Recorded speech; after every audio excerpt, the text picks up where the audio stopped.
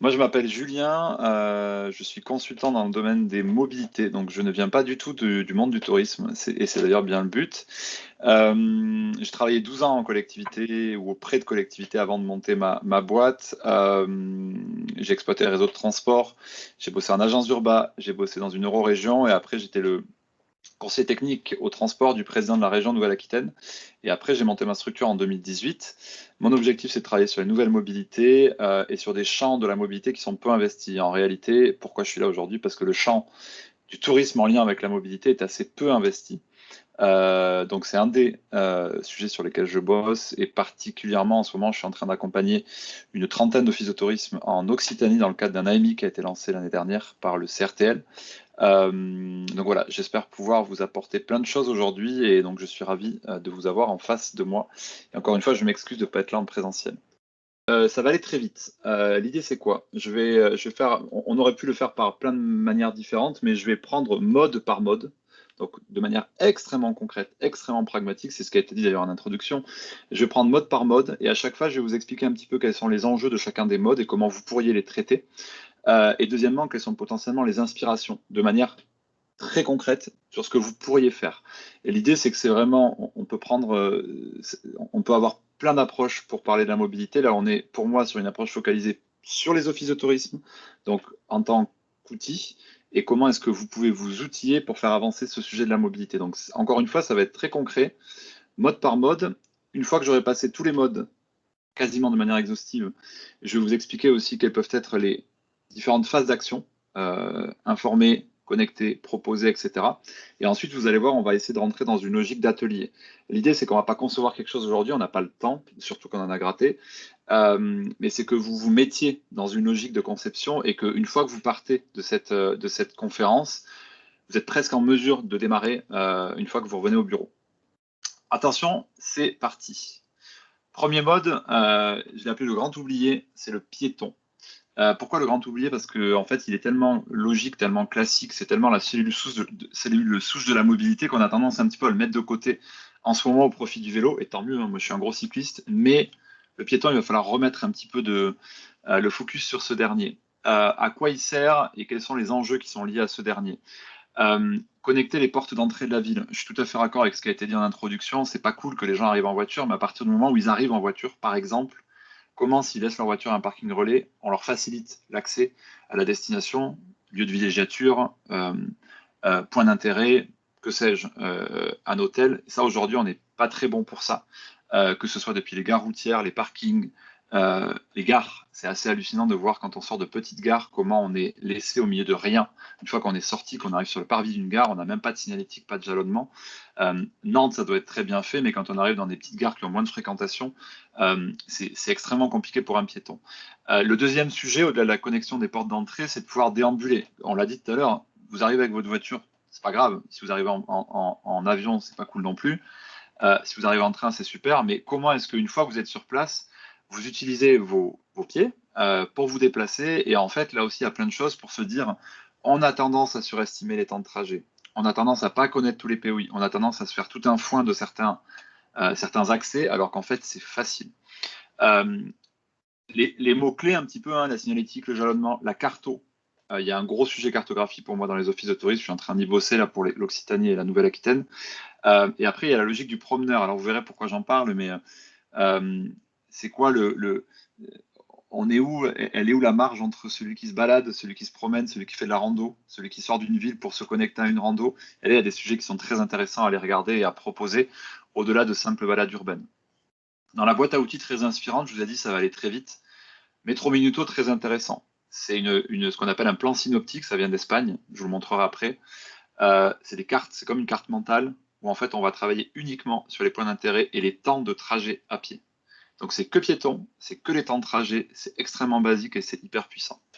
OpenStreetMap, j'en parlerai plusieurs fois, mais pour pouvoir mapper des cartes piétonnes, ça marche très très bien. On a la capacité d'utiliser de manière digitale et d'en sortir du papier ou d'en sortir des plans. C'est un outil qui est puissant parce que c'est vous qui le maîtrisez et vous êtes redevable de personne.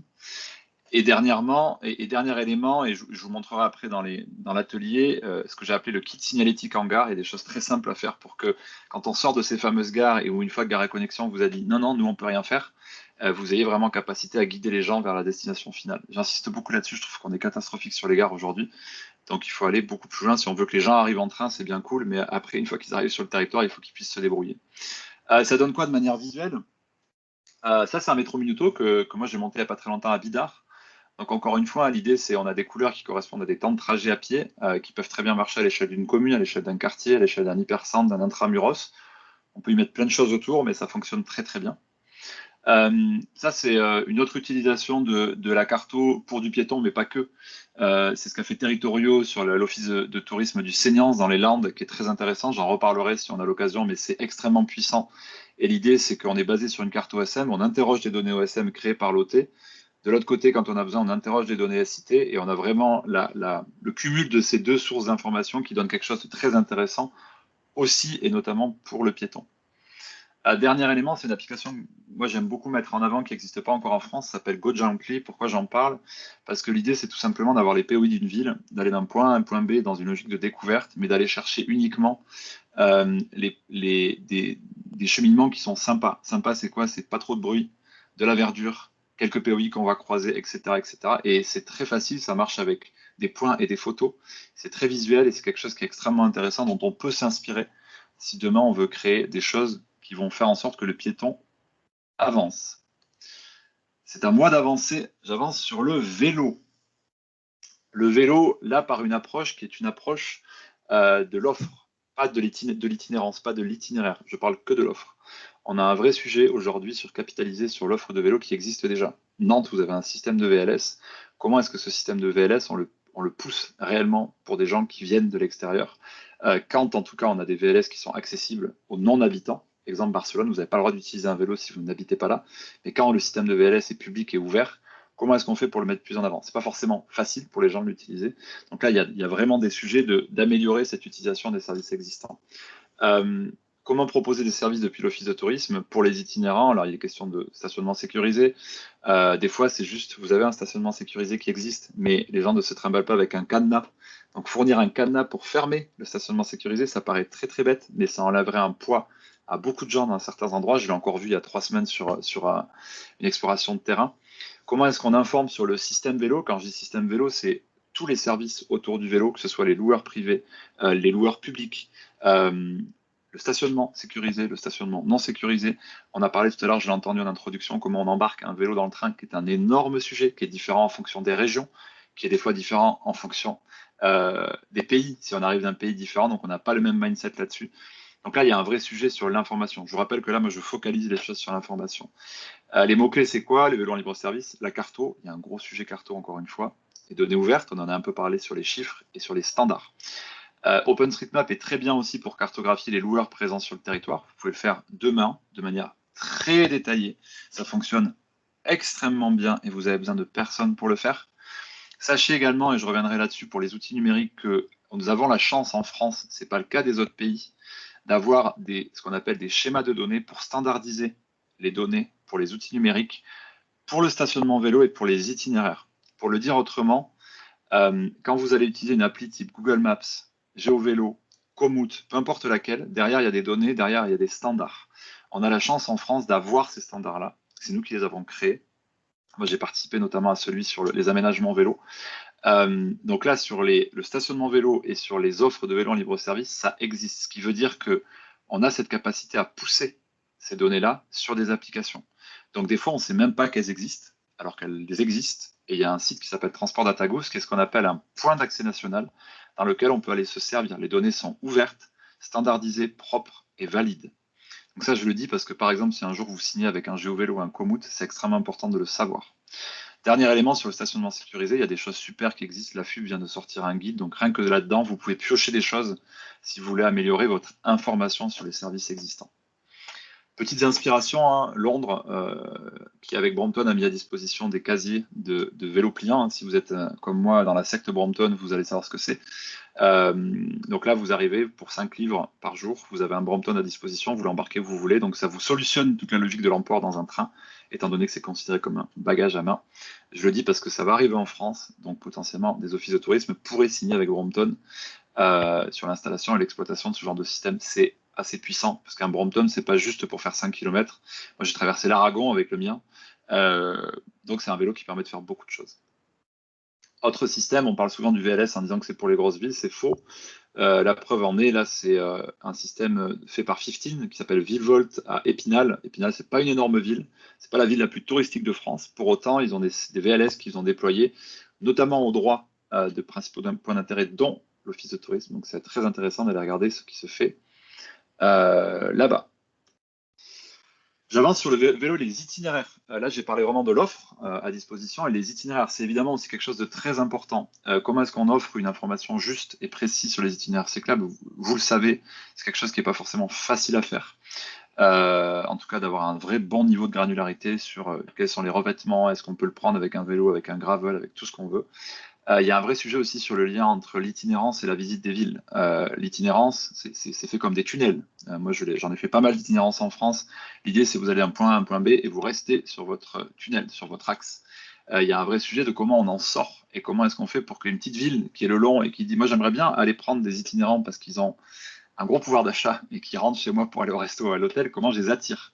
Et donc, il y a un vrai sujet de comment est-ce qu'on sort de cette logique de tunnel, hein, de lever, lever 3, lever 4, lever 8, lever 9 et pour la connecter au territoire. Et là-dessus, on n'est pas toujours très bon. Il y a des choses super intéressantes à faire pour attirer le chaland, on va dire, pour sortir de ces axes-là. Il y a un autre élément, évidemment, c'est comment est-ce qu'on fait des boucles cyclables pour tous les types de publics. De plus en plus de gens vont arriver avec des vélos cargo, avec des vélos qu'on appelle de grands gabarits. Et à la base, il y a pas mal de boucles cyclables qui n'étaient pas faites pour ces vélos-là. Comment est-ce qu'on arrive à les adapter? Mais plus globalement, comment est-ce qu'on fait en sorte d'avoir des boucles qui sont vraiment adaptées à tous les publics?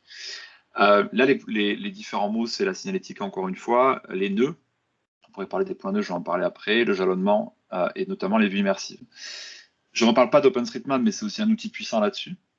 Je reparle très rapidement du fait que pour les aménagements cyclables, on a aussi des schémas et un standard, et en fait, c'est une obligation pour les collectivités de mettre à disposition sur le plan d'accès national les données liées aux aménagements cyclables que vous pourriez récupérer, ou si un jour vous signez, j'en sais rien, avec un Loupi, avec un Komoot, de leur dire les données sont là, allez les intégrer dans votre application, elles sont qualitatives et valides.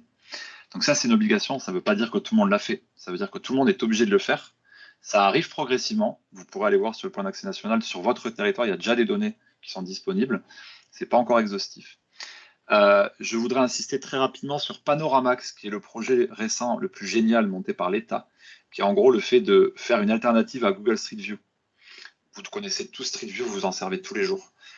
L'idée là, c'est d'avoir une version de Panoramax qui soit publique, ouverte, en open source, gérée par l'IGN, qui est exactement la même chose qu'un Street View, et que vous pourriez vous-même créer. Moi, j'en ai fait. Créer des vues immersives sur vos itinéraires cyclables ou d'ailleurs sur vos itinéraires à pied. Avec un projet comme ça, c'est hyper facile, c'est gratuit. Vous avez juste à acheter une caméra de type Garmin qui fait une photo tous les 10 mètres, partir en découverte avec un vélo ou à pied et créer votre propre projet. Et ça, pour la planification. Moi, je l'ai fait il n'y a pas très longtemps sur l'entre-deux-mers avec mon gamin en remorque derrière et ma femme. On était ravis d'avoir pu savoir ce qu'il y avait sur cette entre-deux-mers parce qu'il y a des endroits, quand on voulait que le petit fasse la sieste, c'était un peu compliqué quand il y avait la caillasse partout. Donc, ça paraît bête, mais c'est très important d'avoir ça. Dernier élément sur la partie itinérance, l'office de tourisme déporté sur une véloroute, ça peut très bien marcher aux bons endroits. Quand on dit il faut que les offices de tourisme soient à la sortie des gares à la période touristique, oui, à la sortie des véloroutes aussi, pour justement attirer les gens et leur dire si tu rentres ici, tu as des accueils vélo, tu peux gonfler ton vélo, tu peux manger avec pendant ce temps-là un stationnement sécurisé, etc., etc. Ça aussi, c'est un sujet qui est super cool dans la boîte à outils. Très rapidement, je vous parle des points nœuds. Parce que là, c'est comment on fait des trucs faciles, rapides, qui fonctionnent. Les points nœuds, c'est quoi? C'est dans les mines en Belgique, notamment en Flandre et en Wallonie. On se paumait dans les mines parce qu'en fait, pour aller d'un point à un point A à un point B, c'est facile, mais des fois, pour revenir, il y a 4 trajets différents. Qu'est-ce qu'on a fait? On a mis à chaque intersection des numéros. Et en gros, avant de partir, les mecs, ils prenaient un petit papier et ils disaient OK, je vais passer par le 42, le 33, le 67, le 12, et au retour par le 72 et le 41. Et je reviens à mon point d'origine sans me perdre. Quand ils sont sortis des mines et qu'ils se sont mis au vélo, ils ont dit on va faire la même chose. Pas besoin de calculateur d'itinéraire, pas besoin de Komoot, pas besoin de GeoVélo, pas besoin de rien. À toutes les intersections sur pas mal de territoires en Belgique, vous avez ces points nœuds. Et juste avant de partir, vous vous dites je vais aller de là à là en prenant tel point nœud. Et je fais toute ma boucle, mon itinéraire comme ça. Et j'ai besoin de rien de plus que ça parce que quand j'arriverai aux intersections, physiquement, je trouverai ces points nœuds. Donc juste ça, c'est un exemple pour dire il y a des choses faciles à faire. C'est du panneau, hein. Vous pouvez vous les faire financer dans le cadre d'un AVELO 2, un AVELO 3, dans plein de cadres de financement de l'ADEME, je l'ai entendu tout à l'heure en introduction. C'est super puissant comme sujet. J'avance très vite, hein, je vous en mets plein le cerveau, mais retenez bien parce qu'on va s'en servir après pour l'atelier. Le bus, on oublie le bus, parce que le bus, c'est pas du tout une connotation touristique, c'est une connotation du domicile-travail. D'ailleurs, il a été créé pour ça. Comment est-ce qu'on fait pour bien informer sur l'offre de bus quand elle existe? Je dis bien, tous les territoires n'ont pas de réseau urbain. Style Nantes, vous en avez un super, qui est plutôt performant. Comment est-ce qu'on fait pour communiquer là-dessus pour les touristes? Il y a des des grosses marges de manœuvre très clairement, parce qu'à la base, le bus n'a pas été fait pour ça. Or, il peut très bien fonctionner, c'est pour ça que je le mets en 3, là, comment mettre en tourisme l'offre de bus. Je vais vous montrer des exemples juste après, ça peut vraiment marcher. Comment est-ce qu'aussi quand on a des navettes, là je l'ai vu récemment sur du terrain, sur des stations de ski, où il y avait des navettes partout, sauf que personne ne les comprenait, y compris les conseillères en séjour, parce que même elles me disaient, je n'arrive pas à comprendre quand est-ce que ça marche, où ça va, il y en a une qui va là, l'autre qui va là, une qui est gérée par le département, machin. Donc c'était une catastrophe, alors que les navettes étaient là et qu'elles étaient super cool. Donc là, il y a un vrai sujet, ça marche aussi pour le littoral, de comment est-ce qu'on gère ces navettes-là. Je les intègre dans la partie urbaine. Sachez que là aussi, je reviens sur Transport DataGouv, le point d'accès national. Vous avez sur la plupart de vos territoires des données qui, en plus, et c'est le cas chez vous, sont en temps réel. La question, c'est comment on les fait redescendre. Deuxièmement, vous avez tout à fait la possibilité, je vais vous le montrer après, de faire ce qu'on appelle des thermomètres de ligne. Le thermomètre de ligne, c'est vous prenez tous les points d'arrêt d'une ligne. Comment est-ce qu'on les met en tourisme? Je vais vous montrer l'exemple de Londres, ça sera beaucoup plus parlant. Dernier élément, on a aujourd'hui en France, j'ai pris 2 exemples, Zenbus et Pisae, mais il y en a d'autres, des petites startups qui permettent à beaucoup de types de véhicules, dont des petits véhicules type navette, d'être suivis en temps réel. Premier élément, ça vous permet de savoir à quelle heure arrive votre véhicule. Donc ça, c'est les temps d'arrivée. Donc ça, c'est très facile à faire. Deuxième élément, et ça marche très bien pour les navettes, vous pouvez suivre le véhicule en temps réel. Et ça, quand vous avez des navettes où vous avez juste des fréquences, type la navette qui va de la gare jusqu'à la station ou la gare jusqu'à la crémaillère, vous pouvez ouvrir votre application, vous scannez un QR code et vous voyez le véhicule arriver. Donc vous savez exactement quand il va venir et comment il vous amène. Et une fois que vous êtes dedans, vous le suivez jusqu'à l'arrivée. Et pas plus tard qu'à Cahors, sur un déplacement en office de tourisme, ben, ils ont un parking relais, une petite navette gratuite jusqu'au centre-ville. Ben, l'office de tourisme ne savait pas que cette application existait, donc on l'a testé, ça marchait super bien. Ça donne quoi? Donc là, je vous ai parlé des thermomètres de ligne touristique. Ça, c'est Londres, c'est génial. Hein, vous prenez un bus qui est un bus du réseau classique. Alors, je crois que c'est la ligne 35, peu importe. Et tout le long de cette ligne, qui est une ligne conventionnelle, hein, que vous payez avec un ticket normal, c'est pas une ligne touristique, surtout pas. C'est pas celle que vous payez 35 € en mode drop-on, drop-off. Tout le long, on vous a mis, et donc c'est aussi fait en sorte, ils l'ont créé dans une logique touristique, on vous a mis tout ce à quoi vous allez avoir accès en termes de points d'intérêt. Alors évidemment, Londres, il y a plein de points d'intérêt, donc c'est facile à faire, mais ça marche sur plein de lignes. Que vous soyez à Nantes ou dans d'autres territoires de votre région, il y a plein de points d'intérêt qui sont en réalité desservis par votre réseau de bus. C'est juste que les gens ne le savent pas ou qu'ils n'ont pas l'idée d'aller utiliser le bus urbain pour faire ça. Donc là, pour les aider, il y a vraiment cette logique de comment est-ce qu'on recrée des thermomètres de ligne touristiques. On va être très honnête, moi je les connais très bien, c'est mon métier. Si vous parlez de ça à un opérateur de transport public, c'est pas sa came. Donc, en gros, ça va être à vous de faire le taf et vous allez le faire beaucoup mieux qu'eux. On va être honnête aussi là-dessus. C'est en gros, vous prenez cette ligne-là et vous faites votre truc et dans votre office de tourisme ou sur vos documents de communication, vous êtes capable de communiquer là-dessus. Ça correspond très bien à la logique de voyage décarboné, je suis sur place sans ma voiture, ben ok, regarde en bus, tu peux faire tout ça. Et tu payes le prix d'un ticket de bus normal. Ça, c'était sur la partie temps réel. Bon, exemple, hein, la Mongie. Bah, vous voyez la navette qui vous amène à la station, vous avez la capacité de la suivre en temps réel. Donc là, on la voit, elle est entourée. Vous savez exactement sur le côté, donc je vous l'ai dit, les temps d'attente, mais vous la voyez vraiment arriver. Et ça, c'est comme un Uber, hein, c'est exactement la même chose. Dans le cerveau d'une personne, c'est vachement rassurant.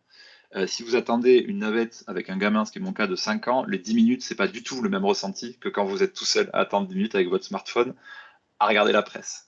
Ça, il faut vraiment l'avoir en tête. Une ligne qui est géniale, que moi j'adore, j'ai beaucoup écrit sur cette ligne-là, c'est la ligne 500 à Porto. C'est typiquement la ligne qui est une ligne de transport public classique qui a été mise en tourisme. Elle a tellement été bien mise en tourisme pour une raison très simple, c'est celle qui vous amène aux plages. Alors, vous ne vous baignez pas trop au Portugal, parce qu'à Porto, elle est plutôt à 17, l'eau. Mais bon, après, vous pouvez vous le tenter.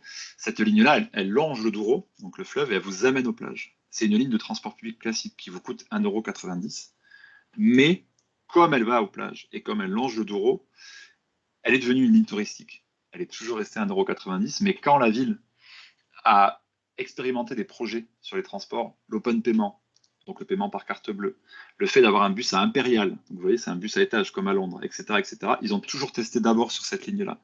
Et aujourd'hui, c'est une ligne qui a un succès considérable et qui génère des recettes pour l'opérateur. Une ligne de transport ne génère jamais des recettes. Une ligne de transport, c'est majoritairement et quasiment tout le temps déficitaire. Cette ligne-là, elle fait gagner de l'argent à l'opérateur public. Donc le fait de mettre en tourisme les lignes, c'est un vrai sujet. Quand évidemment elles desservent des points d'intérêt, si elles vont juste à l'EHPAD et à l'hôpital, c'est pas la peine. Mais s'il y a des points d'intérêt le long, c'est quelque chose qu'il faut vraiment travailler, ça fonctionne. J'ai parlé du bus, je parle du car. J'ai passé mes semaines dernières dans les offices de tourisme à expliquer que le bus et le car n'étaient pas la même chose. Le bus est urbain, le bus, vous n'êtes pas obligé d'être attaché, le bus, vous pouvez être debout. Le car, il est interurbain, vous êtes obligé d'avoir une ceinture de sécurité, ce sont des places assises. Et c'est pas les mêmes conventions collectives, donc c'est deux objets qui sont très différents. Le car, il est aussi pas mal oublié dans le tourisme, parce qu'on n'est pas un pays de l'autocar. Moi, j'habite à côté de l'Espagne, où il y a 32 millions de voyageurs qui se déplacent en autocar privé. Nous, on est à 7 millions avec les Flixbus et les Blablabus, donc pour vous montrer l'écart qu'il y a, parce on est un pays ferroviaire. Néanmoins, le car, on peut faire des choses avec. C'est très similaire à ce que je vous ai dit sur le bus.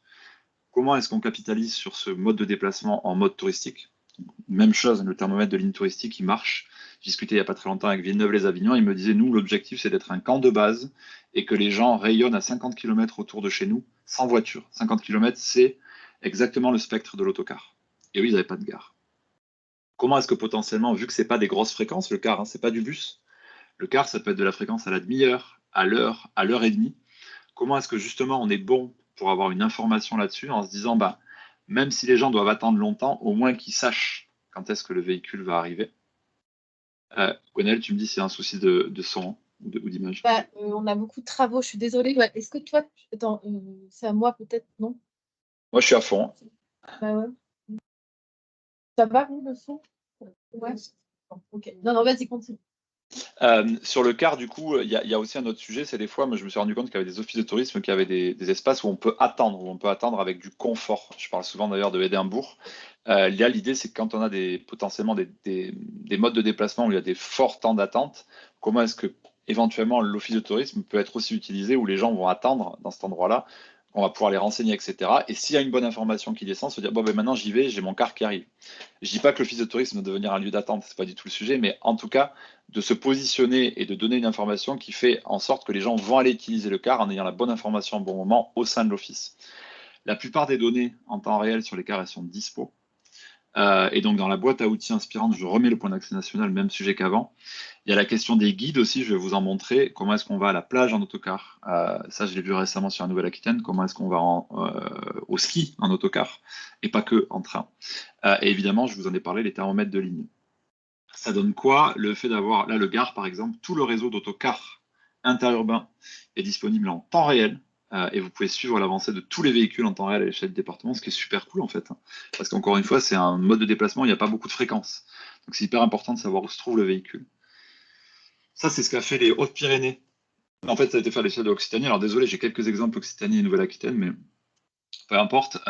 Où en fait, ils ont fait un guide autocar touristique. Donc c'est en gros, là en partie, mais pas que, hein, accéder aux stations. Donc là, vous avez Cauterets-Barèges, mais il y a aussi accéder au littoral uniquement en autocar. Donc ça s'appelle l'IO Autocar. Alors, il n'est pas parfait leur guide, hein, mais franchement, c'est pas mal ce qu'ils ont fait avec la logique des tarifs, les thermomètres de ligne, etc., etc., pour accéder et mettre en avant ce mode de déplacement.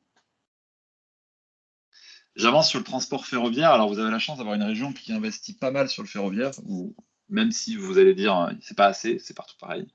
Vous avez plutôt une région ferroviaire. Donc ça, c'est plutôt chouette. Vous avez peut-être la chance d'avoir des gares là où vous vous trouvez. C'est pas tout le temps le cas, d'où le fait que le car est important. Mais quand vous avez du ferroviaire, il faut vraiment capitaliser là-dessus. Il y a un vrai sujet d'information. Alors, je pense que c'est pareil chez vous, mais j'en sais rien. Les fiches horaires, il y en a de moins en moins. Et elles sont même, il y a certaines régions où elles sont supprimées. Elles n'existent plus au format papier. C'est le cas en tout cas dans les deux régions avec lesquelles je bosse en ce moment, et je crois que ça va être le cas en Bretagne si ce n'est pas déjà le cas. Les guichets sont de plus en plus fermés, vous le savez. La présence humaine dans les gares est de plus en plus inexistante. Un Gare et Connexion fait la chasse au cou. Donc là, il y a un sujet, c'est que Office de tourisme, c'est vous qui allez informer sur le ferroviaire demain, je vous avertis. C'est peut-être déjà le cas, mais ça va être de plus en plus le cas, très clairement. Il faut s'armer pour pouvoir le faire. Comment est-ce qu'on fait en sorte pour promouvoir le train? Il y a plein de manières de le faire, donc ça fait vraiment partie des enjeux. Et je l'ai dit tout à l'heure, et j'insisterai beaucoup là-dessus, la connexion entre la gare et le centre, ou la gare et l'office de tourisme, des fois c'est les deux. Il y a vraiment un sujet là-dessus qui est hyper, hyper important. Euh, OpenStreetMap, je le remets en avant parce que c'est un sujet qui est très important pour cartographier les gares. Les gares, ce sont des espaces complexes. Dans une gare, si vous avez une grosse gare, il peut y avoir des guichets, des toilettes, des escalators, des étages, des garages à vélo, sécurisés, non sécurisés, des taxis, des voitures en location. J'en passe et des meilleurs. Euh, si vous prenez Maps, vous avez la gare. Boom. OpenStreetMap, il vous donne vraiment la possibilité de tout mapper et de venir vous servir de cette information après pour la mettre à disposition. Et ça, c'est vraiment un atout. Il y a une application qu'on ne connaît pas qui s'appelle Magar, qui est plutôt pas mal, que vous pouvez utiliser en tant qu'office de tourisme. Je vous la mets dans la boîte à outils. Ou Graou, je vais vous en parler après, qui est un truc absolument puissant pour le ferroviaire et qui vous donne des meilleures informations que si vous étiez contrôleur ou même conducteur de train. Je parle d'un kit signalétique à déployer en gare. J'en parlais l'autre jour. Moi, ça que l'a fait. C'est juste le fait de dire dans la gare, quand vous arrivez, qu'il y a une vieille gare paumée, vous avez un plan qui vous dit comment aller vers le centre, potentiellement un QR code qui vous envoie vers un itinéraire qui est déjà calculé, etc. L'office de tourisme déporté en gare, c'est un super sujet. Comment, sur les périodes très touristiques, voilà, moi très récemment, je l'ai travaillé sur des endroits où il y a des pèlerins qui font Saint-Jacques-de-Compostelle, mais peu importe, on s'en fiche. Comment est-ce que l'office de tourisme se positionne en gare pour renseigner les gens? Ou d'ailleurs, si elle ne se déporte pas physiquement, elle forme les gens du guichet. Donc ça, je l'ai vu il n'y a pas très longtemps à Cahors aussi, où les gens du guichet étaient formés par l'office de tourisme, les gens du guichet ferroviaire, dans le cadre d'un partenariat, pour indiquer aux gens ce qui se passait sur le territoire. Et le thermomètre de ligne touristique, ça marche aussi pour le train. La SNCF l'a fait, ça s'appelait les secrets des gares ou les secrets des lignes. C'est génial. Si c'est pas communiqué, ça sert à rien. Donc c'est juste, vous avez payé des graphistes pour rien. Si par contre vous le mettez en valeur, et si Gare Connexion le met en valeur dans les gares, ça peut vraiment bien fonctionner.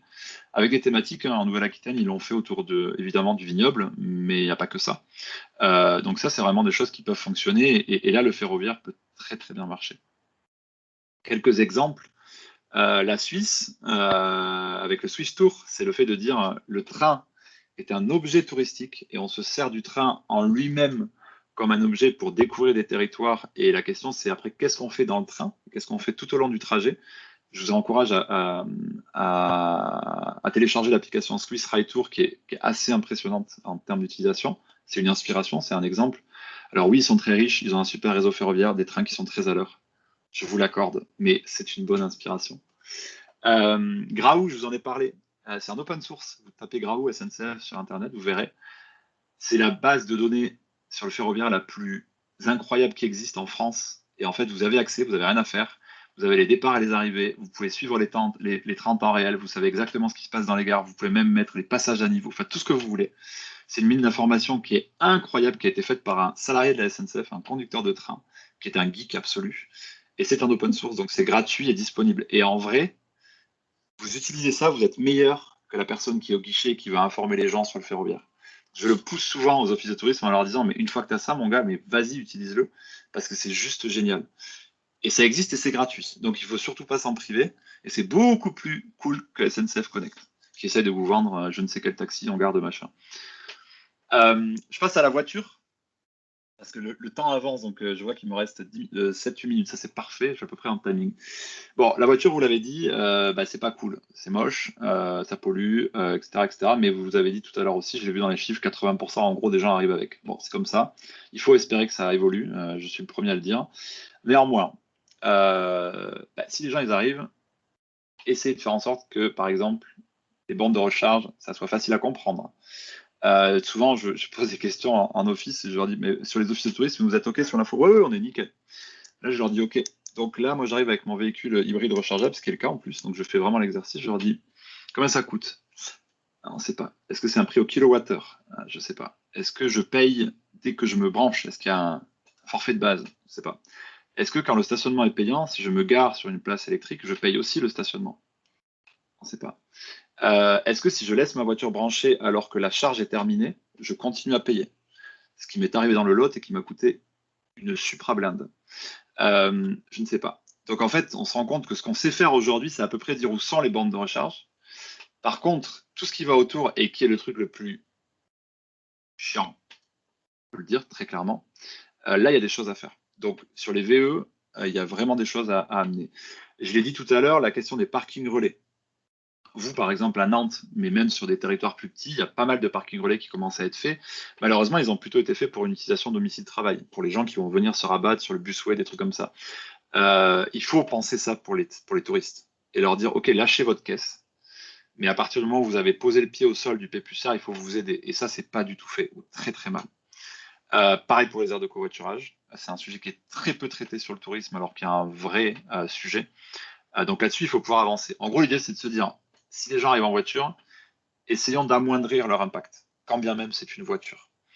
Euh, Autre élément, évidemment, sur place, c'est quoi les alternatives? Là, très récemment, mais je reparle de Cahors, mais c'est super cool, Cahors. En plus, il y a une super équipe, mais Cahors, c'est petit, hein, c'est 22 000 habitants, ils ont des véhicules en autopartage public. C'est City, c'est une coopérative. Dans une ville de 22 000 habitants, c'est rare.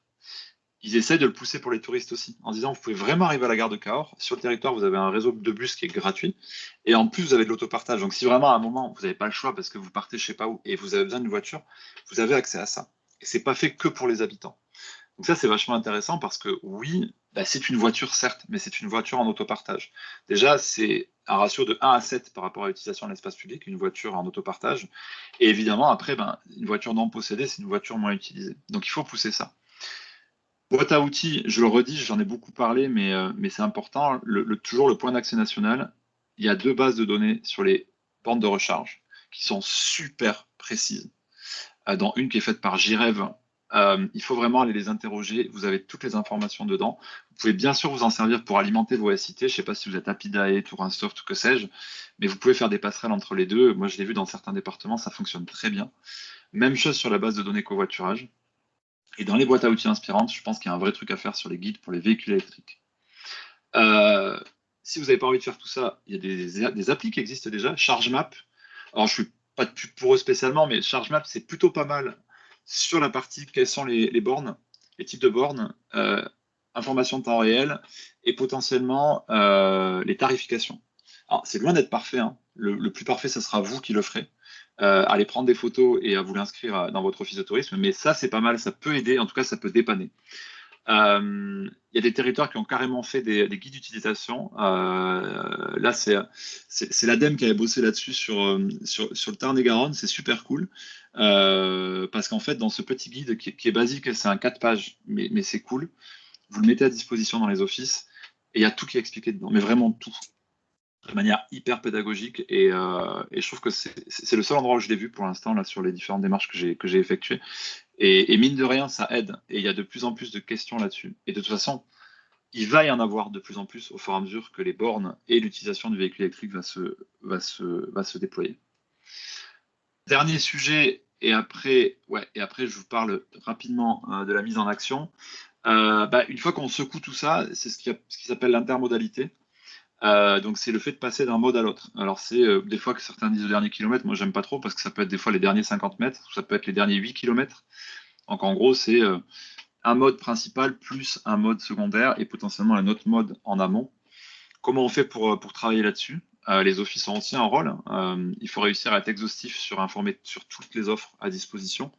Et effectivement, le train, c'est aussi informer sur le vélo dans le train. Il faut savoir ce qui se passe sur son territoire, il faut en connaître les subtilités. Je ne dis pas que c'est facile, hein. On en a parlé tout à l'heure, mais il faut le savoir, il faut être capable de l'expliquer.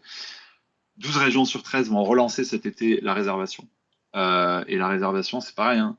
Est-ce que c'est une réservation avec contingentement? Est-ce que c'est une réservation à l'origine-destination? Est-ce que c'est une réservation payante? Est-ce que c'est une réservation gratuite?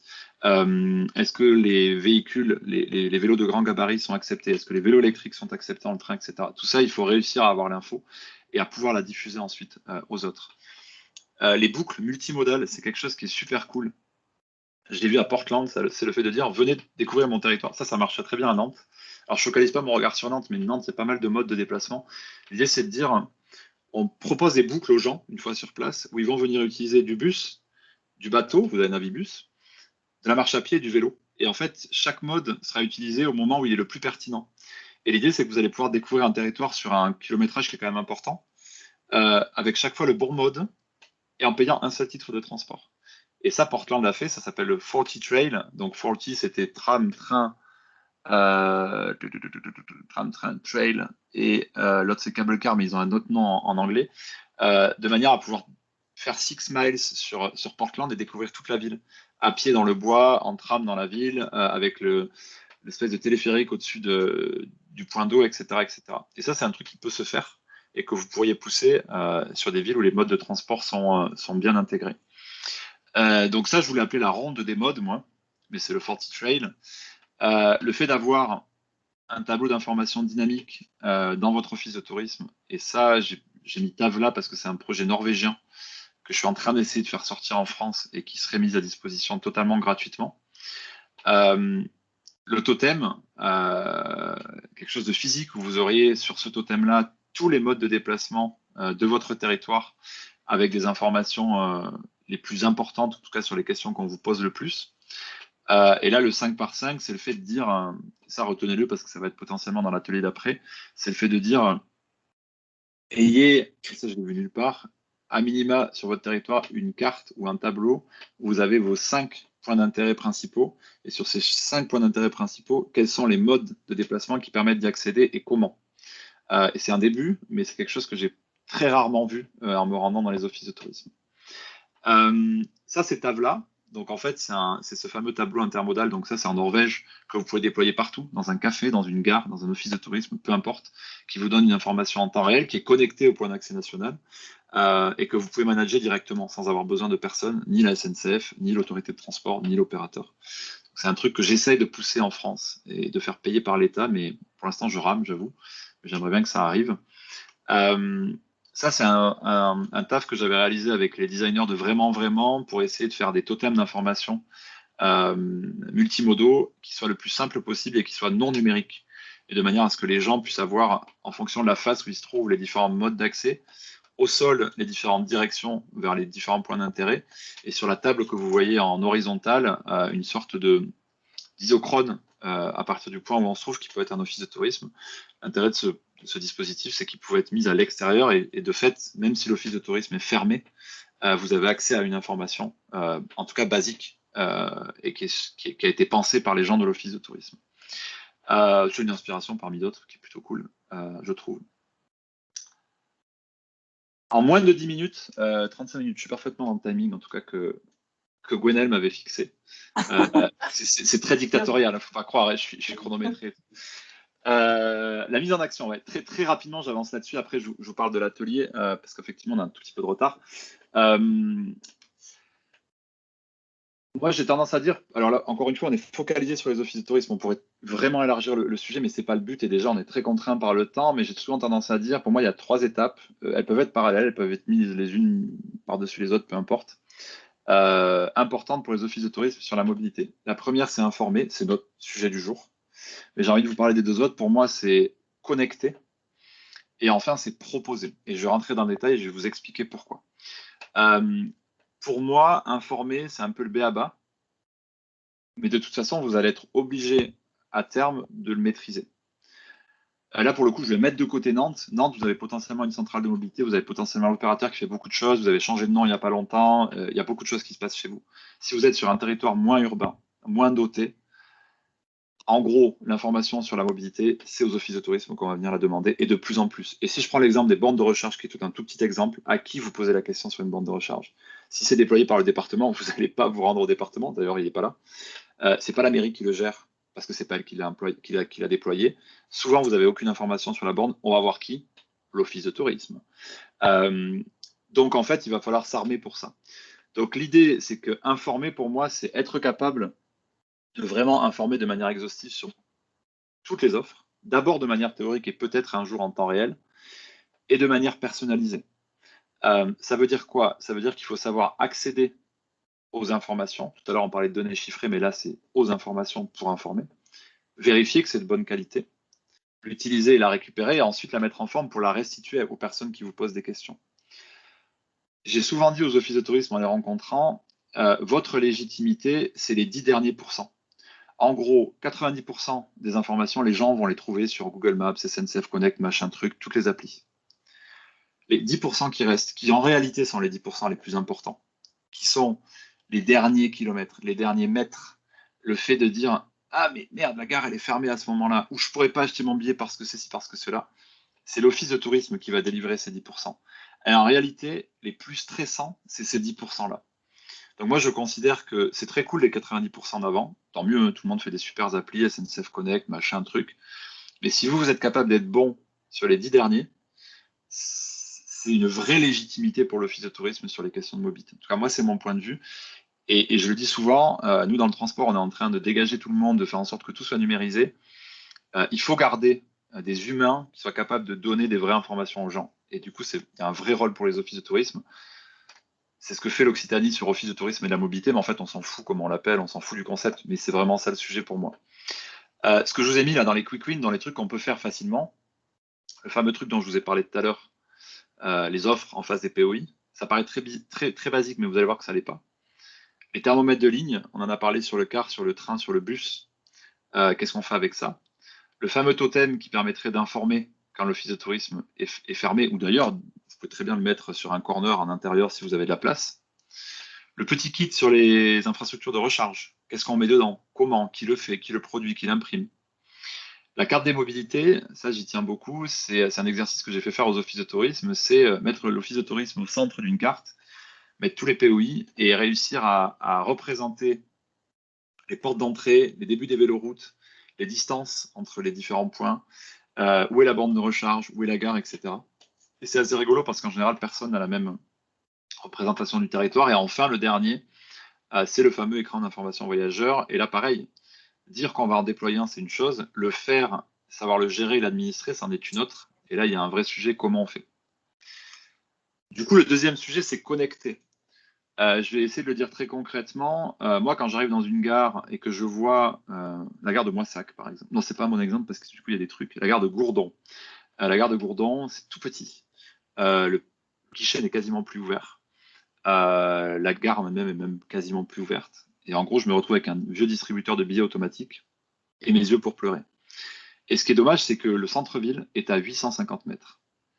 Et entre les deux, j'ai rien. En tout cas, je sais pas ce que j'ai. Google Maps peut m'aider, mais il n'est pas GG pour un piéton ni pour un vélo. Comment je fais? Et là, en fait, le vrai sujet, c'est que Gare et Connexion va vous dire c'est pas mon job parce qu'une fois que tu es sorti de la gare, c'est pas moi. La ville va vous dire c'est pas mon espace. Ils vont vous dire c'est SNCF foncier, c'est machin, peu importe. Moi, je suis assez persuadé que les offices ont un rôle à jouer en créant eux-mêmes l'information, en allant la délivrer dans la gare potentiellement, en la mettant au mur ou en la collant dans un truc. Je l'ai vu faire dans des gares, notamment à Moissac, ou en collaborant en tout cas avec aujourd'hui ce que la SNCF appelle des chargés de clientèle qui sont là pour faire justement une collaboration avec les collectivités. Euh, donc il y a un vrai sujet. Et là, c'est vraiment le sujet de connecter. C'est le fait de dire, je vais venir me connecter au mieux à mes entrées, à mes portes d'entrée. Les gens arrivent en avion, en train, en bus, en car, en voiture, en covoiturage, peu importe.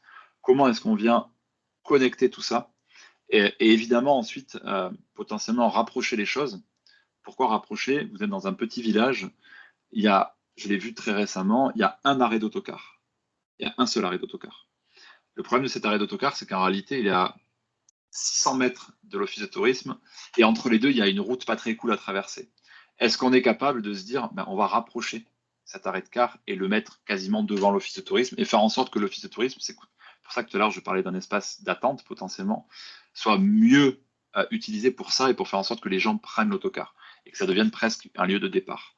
Ça fait partie de connecter, ça fait partie de rapprocher. Vous pouvez très bien dealer avec Blablacar le fait que s'il y a un point de covoiturage dans une ville, pourquoi ça ne serait pas juste à côté de l'office de tourisme, notamment, là je l'ai vu sur une autre commune, si le parking est juste à côté.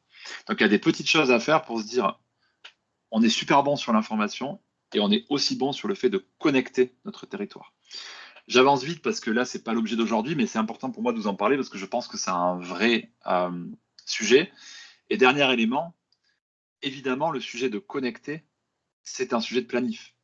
C'est-à-dire que sur vos sites internet, que ce soit de l'internet de séjour ou pas, comment est-ce que les gens qui vont planifier leur dispositif et donc leur arrivée et la connexion sur le territoire puissent le faire avec l'information que vous allez leur donner. Donc là, il y a plein de choses à envisager. Nous, on est en train de travailler là-dessus. Dernier élément, le proposer. Une fois que vous êtes suffisamment à l'aise sur l'information, que vous êtes bon sur la connexion avec les différentes portes d'entrée, qu'est-ce que vous êtes capable de créer, de générer? Alors là, toutes les idées sont bonnes à prendre. J'ai parlé tout à l'heure du guide des promeneurs, des boucles cyclables, la vraie station vélo. Je voyais qu'il y avait Nantes qui répondait ça dans le questionnaire. On veut faire une station vélo, mais un truc qui envoie du lourd. Ouais, ça veut dire qu'il faut penser au casier, il faut penser au bagage, il faut penser à la remorque, il faut penser à l'eau, il faut penser au fait de pouvoir recharger potentiellement un vélo, etc., etc., etc. Et comment on le fait bien, intelligemment. Pareil sur le covoit, j'en ai parlé. Il y a le sujet des véhicules intermédiaires qui peut super bien marcher. Vous avez dû peut-être entendre parler de l'extrême défi lancé par l'ADEME. Les véhicules intermédiaires, c'est des véhicules qui sont non motorisés, en tout cas pas motorisés par des moyens carbonés, qui sont électriques, qui vont du petit vélo cargo jusqu'au véhicule 4 roues électrique de 300 kg et qui pourraient faire du dernier kilomètre, qui pourraient amener des bagages, etc. etc. Là, l'idée, c'est qu'une fois qu'on a tout maîtrisé, on peut produire des outils, créer des offres, créer des partenariats et potentiellement contractualiser des choses avec certains acteurs du tourisme ou de la mobilité. C'est la phase 3, on n'y est pas du tout, nous on est là pour informer. J'ai fait exprès parce que je vous en ai mis plein le cerveau et je sais que c'est horrible parce qu'en 41 minutes, je vous ai assommé d'informations. Donc, prenons, peut-être qu'on peut le réduire à 10, mais prenons 15 minutes si vous le voulez bien pour les questions et ensuite on va vous faire, enfin moi je vais rien faire, du coup c'est cool, je vais vous faire travailler. Donc surtout si vous avez des questions ou des choses qui vous paraissent bizarres, c'est maintenant le moment, comme ça après quand vous allez travailler ça va être beaucoup plus clair pour vous. Et n'ayez pas peur, hein.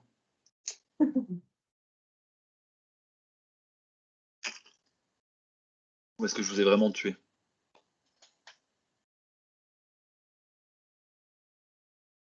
Pas de questions, tout vous paraît clair?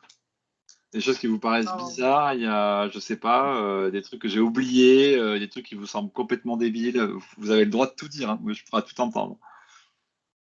Ah, mais je pense qu'on va voir en faisant. Ouais. Est-ce qu'il y a un mode de déplacement particulier qui vous, je sais pas, qui vous pose des questions, qui vous inquiète, j'en sais rien, vous vous dites, moi, j'ai pas ça chez moi, ça marche pas, ton truc. C'est vrai que nous, on est un territoire sur le territoire du pays d'Ancenis où il y a beaucoup moins de possibilités et d'offres de Évidemment. mobilité. Donc, forcément, ça réduit un peu le champ des possibles. Oui, il y a peut-être des choses à faire, peut-être avec le train, une ligne de bus. Voilà, il y a effectivement un arrêt pour une commune qui va permettre, et c'est surtout des bus pour venir travailler sur la région nantaise après. Donc. Non, mais c'est intéressant ce que vous dites parce que bien souvent, là où c'est le plus. Ouais, là où c'est le plus cool de travailler, c'est quand finalement il n'y a pas beaucoup d'offres. J'ai envie de dire que sur Nantes, en fait, l'OT doit être super bon parce qu'ils ont tellement d'outils, tellement d'offres et tout que là, il y a une logique d'exhaustivité et d'aller presque plus loin. Non, mais c'est vrai, d'aller presque plus loin que l'opérateur qui, lui, est un peu cloisonné. C'est d'être vraiment multicanal et à 360. Par contre, quand il n'y a pas beaucoup d'offres, bah, c'est là où justement la contrainte fait euh, il faut être super bon. Et en plus, parce que vous êtes potentiellement le seul acteur en face qui va être interrogé. Donc j'ai envie de dire, c'est presque là où c'est le plus intéressant. Moi, là, quand j'ai fait j'ai quasiment fini, mais quand j'ai fait les 30 OT d'Occitanie, bah, là où c'est le plus intéressant, c'était les petits OT. Où en fait, c'est le fin fond, il y a 4000 habitants, et il faut réussir. Et par contre, c'est hyper attractif. Et il faut réussir à faire des trucs avec pas grand-chose. Et en fait, c'est là que ça devient particulièrement cool. Donc, ouais, par rapport à ce que vous dites, j'entends tout à fait que des fois, l'offre, elle n'est pas GG. Et sur l'intermodalité, je ne pense pas que vous en ayez cité des exemples d'outils justement qui soient pertinents, performants pour indiquer à quelqu'un qui est se déplacer d'un point A à un point B quel type de transport pédestre, bus ou train il peut utiliser. Genre en tête Destineo chez nous, Mais je sais pas si ça marche. Ah oui, dans les outils, vous voulez dire? Ouais, alors dans les outils. Ouais, outils ouais. innovants ou un peu restrictifs. Ouais, alors en général, la plupart des régions ont ce qu'on appelle des systèmes d'information multimodaux. Donc vous, effectivement, vous avez Destineo, je ne sais plus s'il est.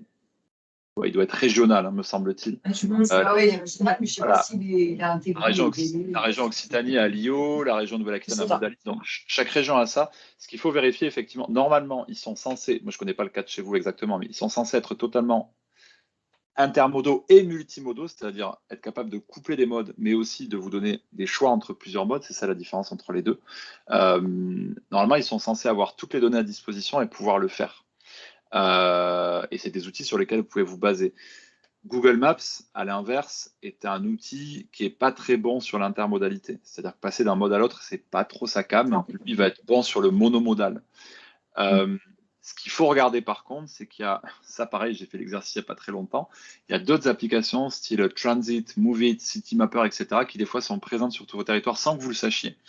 Moi, j'ai eu l'exemple il n'y a pas très longtemps dans une commune en Nouvelle-Aquitaine où ils ne savaient pas que Transit était déployé sur leur territoire, alors que l'information était super bonne sur cette appli. Donc ça, il faut regarder. Mais normalement, chaque région française aujourd'hui est équipée d'un système d'information multimodal. Et donc le vôtre, a priori, c'est Destineo. Et c'est quoi l'autre à part Transit là que tu as cité? Il y a Moveit, il y a Transit, oui, il y a Citymapper. C'est à peu près les trois. Et Maps, c'est pas GG. Maps, c'est pas GG. Et après, sur le monomodal très appliqué à certains modes, GeoVélo, Komoot, Loopy, c'est un peu les trois grosses apps vélo. Et sur le piéton, on est encore un peu à la ramasse, très honnêtement. Et sur la voiture, je ne vais pas vous les donner, vous les connaissez, Waze, etc. Mais c'est un peu ça l'idée. Si vous n'avez pas de questions, j'avance sur l'exercice. Oui. Ok, cool. Comme ça me permet de rattraper un chouïa le retard. Mais je crois qu'on n'est pas si mal en fait. Non, ça va. Un petit quart d'heure de retard, ça se fait. Du coup, l'idée. Donc, je vais essayer de prendre 10 minutes pour vous expliquer et pour que surtout vous choisissiez. Donc, on reste focalisé, donc j'ai grisé le reste. On reste focalisé vraiment sur la notion d'information. Donc, la commande, c'était vraiment de se dire on est capable d'informer sur l'offre existante. Peu importe finalement si elle est importante ou pas, mais on est capable d'informer. L'idée de cet atelier, c'est quoi? C'est de dire, vous allez choisir ce que nous on a appelé des quick wins, donc vraiment des choses qu'on pense qui sont réalisables. Alors tout est discutable, mais à court terme. Et que vous êtes capable surtout, et c'est ça le sujet pour moi, hein, et j'insiste souvent là-dessus, de réaliser tout seul. Ou en tout cas, vous revenez avec votre équipe au thé, vous êtes capable de le faire, à coup sûr. Donc là, ce que j'ai fait, c'est que j'ai repris différents éléments de la boîte à outils que j'ai diffusés au fur et à mesure des modes, et je les ai intégrés sur chacune de mes trois grandes phases, à savoir informer, connecter, proposer. Si on reste sur la partie information, j'ai repris la logique du thermomètre de ligne. Donc là, l'idée, c'est de se dire, est-ce que vous êtes capable aujourd'hui de produire un thermomètre de ligne? Alors après, vous choisissez, hein, ça peut être sur le car, sur le train, sur le bus, peu importe. Et comment on le fait? Et je vais rentrer dans le détail juste après. La même chose sur le totem dont j'ai parlé tout à l'heure, qui est ce fameux truc que vous allez créer, qui est physique, hein, qui est un objet qui va permettre d'informer sur toutes les offres à disposition avec un certain degré d'information. A priori, un totem, vous n'allez pas pouvoir mettre tout dessus en 15 langues et avec toute l'offre de transport. Ce n'est pas le but, mais peut-être qu'il y a un truc à penser sur un code couleur par mode, un QR code, un machin. Bon, je vous en dis pas trop, mais c'est ça qui m'intéresse. La même chose sur le fameux 5 par 5, alors ça peut être le 10 par 5, hein, mais est-ce que vous êtes capable de prendre vos plus gros POI, vous les connaissez, moi non, hein, vous les connaissez, et de regarder en face quels sont les modes de déplacement qui permettent d'accéder à ces POI et leurs petites subtilités. Là, nous, on a fait des outils là, pour les offices de tourisme en Occitanie, on les fait travailler là-dessus, c'est vraiment intéressant. Même chose sur la carte des mobilités, est-ce que vous êtes capable, on le voit assez peu dans les offices, de matérialiser et de cartographier votre territoire de manière schématique, à l'inverse des plans où on met tout dedans, qui sont très exhaustifs et où 70% des gens ne savent pas les lire. Est-ce que vous êtes capable de schématiser votre territoire, de mettre l'office au centre, ou le centre au centre, et d'y mettre les principaux POI, de regarder comment on y accède, quelles sont les portes d'entrée de votre territoire, tout ce dont on a parlé tout à l'heure, et de le représenter physiquement. Quelqu'un qui arrive, il ne cherche pas forcément l'exhaustivité, mais il va comprendre comment fonctionne le territoire, et s'il a besoin d'une information supplémentaire, il va venir vous voir. Et ça sera les fameux 10% de la fin. Le kit borne de recharge, j'insiste, ça paraît très bête, hein, mais le kit borne de recharge, on le fait comment? On met quoi dedans? On le met où à disposition? Est-ce qu'il est papier? Est-ce qu'il est numérique? Est-ce que c'est une carte? Est-ce que peu importe. Le métro Minuto dont on a parlé tout à l'heure, qui est cette fameuse carte où on va venir lier les points d'intérêt avec des temps de trajet à pied. Comment on fait pour la créer? Qui on concerte? Est-ce qu'elle est touristique? Est-ce qu'elle est pour les habitants? Est-ce qu'elle est pour les deux? Etc., etc. Et enfin, Tavla, parce que c'est le nom de ce système en Norvège que j'essaye absolument de faire venir, mais le fameux écran d'information dynamique que vous allez pousser dans votre office de tourisme, bah, c'est top, hein, c'est facile une fois qu'il est installé, mais comment ça marche, comment il est administré, où on va chercher la donnée, est-ce qu'on le fait tout seul, est-ce qu'on le fait pas tout seul, est-ce que ça a un coût, etc., etc. Est-ce que tu peux juste réexpliquer un tout petit peu plus dans le détail l'écran Tavla? L'écran Tavla, Je crois qu'on allait un peu vite. Enfin, c'était clair pour vous ou... Non, moi, je veux bien Non. qu'on regarde. Ouais. hop là, l'écran Tavla, c'est un écran, c'est un dispositif qui va vous permettre, dans n'importe quel endroit, dans un café, dans un restaurant, dans un office de tourisme, dans une gare, d'avoir accès à toute l'information sur, alors là ça défile, hein, sur tous les modes qui existent, avec les en temps réel ou en théorique, ça dépend. Mais en gros, sur le même écran, vous allez pouvoir avoir le bus, le train, le tram, les vélos en libre service disponibles, etc. Et c'est administrable directement par un office de tourisme. Et ça va aller chercher les données existantes en se géolocalisant. Donc, si vous êtes l'office de tourisme, j'en sais rien, de Paris, bah, en fonction de là où vous vous trouvez, ça va aller chercher l'offre. Si vous êtes à Quimper, ça va aller chercher l'offre qui existe et la sortir en temps réel sur un écran. Et ce truc-là, en fait, c'est basé sur les données du point d'accès national, sur un système que les Norvégiens ont créé, mais qui existe aussi ailleurs. Hein. Mais celui-là, en fait, il est en open source, donc il est gratuit. Il y a juste à le déployer. Et moi, mon idée, c'est sur ce dispositif-là, c'est de savoir, si vous voulez le mettre en œuvre, comment on le met en œuvre et ce que ça implique. C'est pour ça que, avant de passer au choix que vous allez faire, parce que l'idée, c'est que vous vous sépariez en deux groupes et que chacun choisisse un quick win qui lui paraît intéressant. Donc ça veut dire qu'il faut créer deux groupes. Mais je vous explique ce que vous allez devoir travailler dans ces deux groupes avant que vous puissiez choisir. Moi, ce qui m'intéresse, c'est pas finalement ce que vous allez mettre dedans. Parce qu'en réalité, vous êtes tous de territoires différents. C'est très bien ce que vous faisiez comme remarque tout à l'heure, parce que vous n'avez pas de bus, pas de navibus, pas de machin, vous n'avez pas grand-chose. Il y en a d'autres qui sont gavés d'offres, donc c'est génial. Moi, ce qui m'intéresse, c'est une fois que vous allez avoir choisi votre projet, que vous allez être en groupe, de comprendre pourquoi vous faites ce projet-là. C'est qui la cible? C'est quoi la saisonnalité? Est-ce que ça sert toute l'année ou pas? Est-ce que ce truc-là est pérenne ou est-ce qu'il va falloir le refaire? C'est quoi votre intérêt direct pour vous? Est-ce que ça vous rend autonome? Moi, c'est un sujet auquel je tiens beaucoup. C'est-à-dire que si vous avez à appeler la SNCF tous les 3 jours ou votre autorité de transport, ça ne sert à rien. Est-ce que vous êtes autonome là-dessus? Comment est-ce que, dans le contenu, vous allez envisager votre projet? Vous mettez quoi dedans? Si on parle par exemple d'un thermomètre de ligne, comment vous allez le créer? Qu'est-ce que vous allez mettre? Quels sont les points d'intérêt, etc. Quelle est la forme que vous allez lui donner?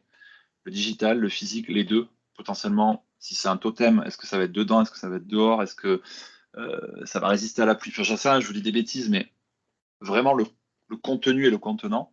Et enfin, tout le reste. Et ça, c'est hyper important. Qui va bosser dessus? Parce que là, je vous mets en phase de production réelle. Demain, si vous vous lancez dans ce projet à l'OT, vous rentrez au bureau, qui taffe? Qui produit la carte? Est-ce que quelqu'un sait faire du OSM? Est-ce que quelqu'un a un petit peu de compétences en graphisme pour aller donner une beauté à la carte que vous allez faire? Est-ce que vous allez contractualiser et chercher un partenariat? Comment vous allez communiquer? Et potentiellement, à la suite, comment vous allez actualiser ou entretenir? Actualiser, c'est si vous faites un système numérique. Entretenir, c'est vous faites un totem. Ben, comment vous entretenez ce truc-là? Donc moi, c'est tout ça qui m'intéresse. Donc vous allez, je vous le redis, hein, choisir un des projets qu'on a poussé, un quick win. Et derrière, moi, ce qui va m'intéresser, c'est que vous puissiez répondre à toutes ces questions. Donc vous aurez une demi-heure pour le faire et venir me le restituer. Moi, ce qui m'intéresse, c'est toutes les questions que ça va vous poser, tout le cheminement que ça va vous obliger à faire. Et si vous avez des questions, j'essaierai d'y répondre. L'objectif, c'est qu'à la fin de cet exercice, évidemment, on pourrait faire ça sur 3 jours, ça serait vachement plus cool, hein, et le faire ensemble en réalité. Moi, ça me plairait, mais on peut l'envisager. Mais là, c'est que vous puissiez être dans une logique d'amorce. Moi, je vais impulser ce truc-là chez vous. Donc, ça va être frustrant parce que le temps est très limité. Donc ça, j'en suis totalement désolé, mais c'est aussi le jeu et c'est aussi l'exercice. Mais c'est ça qui va m'intéresser, moi. C'est toutes les réflexions que vous allez avoir autour. De toute façon, vous n'aurez pas le temps de faire un produit fini. Donc ça, vous allez l'avoir affiché pendant la demi-heure où vous allez travailler, mais notre première question, c'est sur quel objet vous avez envie de travailler. Et encore une fois, il y aura 2 groupes. Donc chaque groupe. Alors évitez de prendre tous le même sujet. D'ailleurs, ça peut être marrant hein, si vous souhaitez. Mais alors, est-ce qu'on le fait par vote? Peu importe. Mais il faut choisir dans ces 8 trucs, un truc qui vous intéresse, sur lequel vous avez envie de taffer. Il y a 8 participants, donc en plus de nous. Ça fait 2 On fois sera 4. deux groupes de 4. Ouais. Qui se lance peut-être pour donner sa préférence?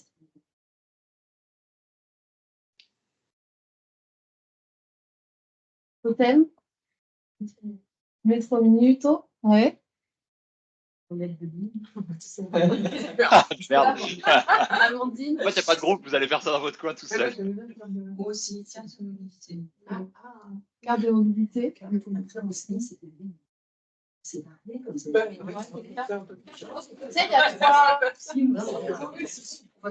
Ouais, carte de mobilité, je crois qu'il y a 4 personnes. Bah, parfait. Un groupe. Il y a un groupe constitué autour de la carte de mobilité. Et vous 4, il va falloir. Ah oui, donc du coup, Amandine et Jérémy. Vous avez 500. Moi, je vais donner la carte de mobilité, sinon. Si vous êtes dans le même groupe, ça me. C'est pas grave. Toi, tu voulais parler de toi, par exemple? On n'est pas dans le même groupe. Ouais, mais c'est qu'on va pouvoir faire que 2 groupes. Ouais. L'idée, c'est de pas avoir trop de choses non plus. Mais il faut que vous trouviez un sujet tous les 4.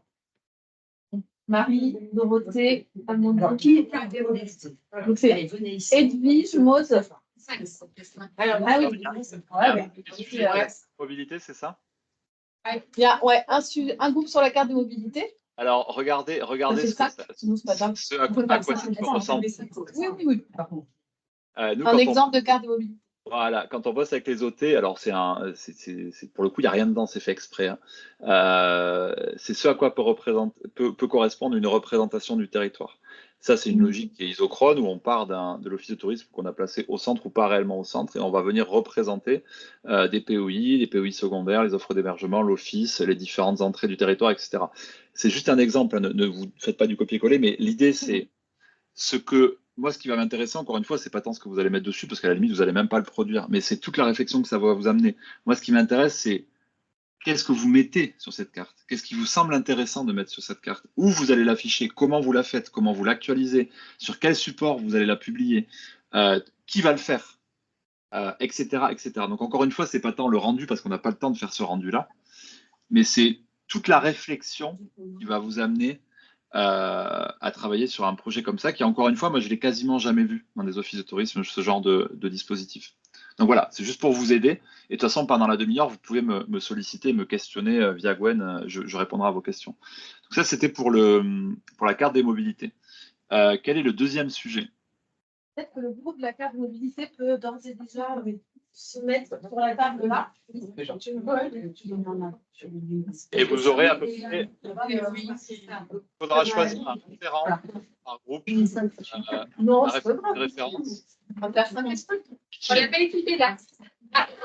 Oui. Je disais, il faudra que dans chaque groupe, vous ayez une référente ou un référent pour pitcher à la fin. C'est-à-dire qu'au bout d'une demi-heure, il y aura 6-7 minutes de pitch pour nous expliquer toute votre réflexion sur les points, et je vais les afficher après, qu'on a demandé. Donc, pourquoi dans le projet, autour du projet. OK.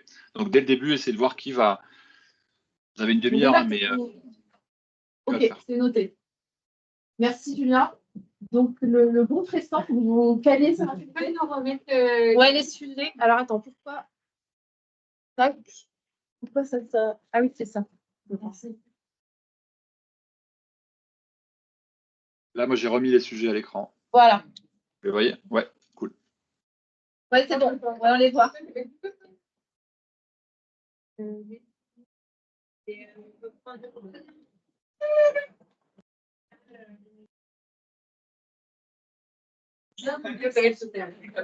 c'est pas écouté, mais moi je veux bien. Totem. Totem? Un exemple peut-être sur le totem. C'était l'exemple du totem. Tu veux peut-être remettre celui que tu as montré tout à l'heure là. Ah oui, magnifique, celui-là, c'est une belle créa. L'idée du totem, très, très rapidement, c'est de se dire on a un objet physique, soit qui est à l'intérieur, soit qui est à l'extérieur, c'est vous qui allez décider.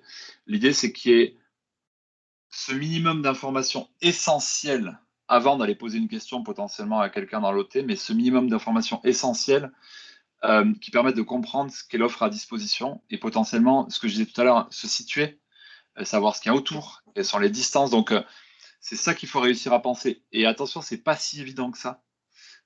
Et posez-vous aussi toutes les questions de qui va le faire, qui va le payer, parce que du coup, c'est un objet, hein, donc ça coûte un peu d'argent, qui va le maintenir. Donc ça veut dire qu'il faut pas que ça soit des trucs qui changent tous les 2 jours, parce qu'il y a une logique de maintenance. Donc moi, c'est tout ça qui va m'intéresser autour du totem. Ça, c'est l'exemple un peu parfait, hein. Vous n'êtes pas obligé d'aller jusqu'à là. Celui-là, il est carrément éclairé par du solaire, etc., etc. Donc on s'est un peu lâché sur le design. Mais voilà l'idée, en tout cas. Ok. T'as quoi? Ouais, Je remets, ouais, je remets ça. Après, donc, vous avez encore le temps de changer. Hein. Vous avez le temps, ouais, vous avez la possibilité de changer, c'est à vous de voir. Juste Hein. que vous ça. Mais c'est bon, le thème. Ou le 5x5 offre POI peut être pas mal aussi. Mais on peut regarder après. Moi, je trouve que c'est Il y a peut-être des choses plus simples dans un premier temps. Ouais, après, ça peut être intéressant et tout, mais en vrai, coûteux, dégradé. Mais